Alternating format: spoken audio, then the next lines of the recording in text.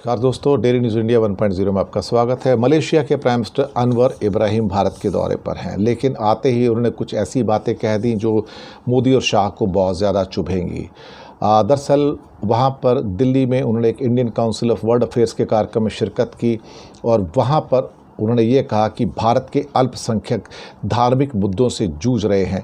ये बहुत बड़ा कटाक्ष था। भारत के अंदर आके उन्होंने ये बात की और उसके साथ ही इंदिरा गांधी और जवाहरलाल नेहरू के जो कॉन्ट्रीब्यूशन है अल्पसंख्यकों को सुरक्षित रखने के, उनको भी याद किया। ख़ास तौर से भारत जिस ढंग से बांग्लादेश के हिंदुओं के प्रति चिंतित हो रहा है, वही चिंता अनवर इब्राहिम ने भारत में आके भारत के अल्पसंख्यक, मुख्यतः जो मुस्लिम समाज है और उनको जो प्रताड़ना दी जा रही है मोदी सरकार के द्वारा, उसके ऊपर उन्होंने कहा।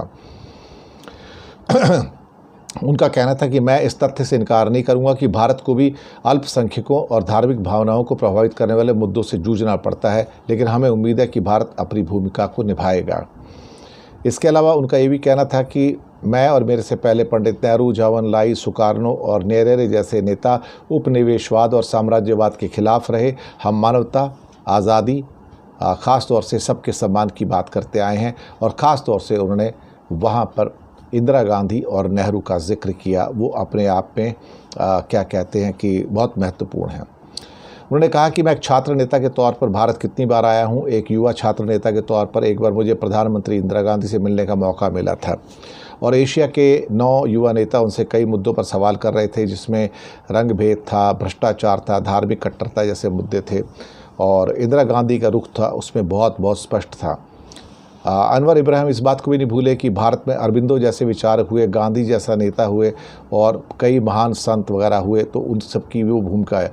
लेकिन कहीं ना कहीं ऐसा लगता है कि जाकिर नाइक की भी चर्चा हुई। बोला कि अगर हमारे पास कोई ऐसी रिक्वेस्ट आएगी इंडिया से तो हम देखेंगे उसके बाद क्या कर रहे हैं और क्या नहीं कर रहे हैं, प्रत्यार्पण करना नहीं करना।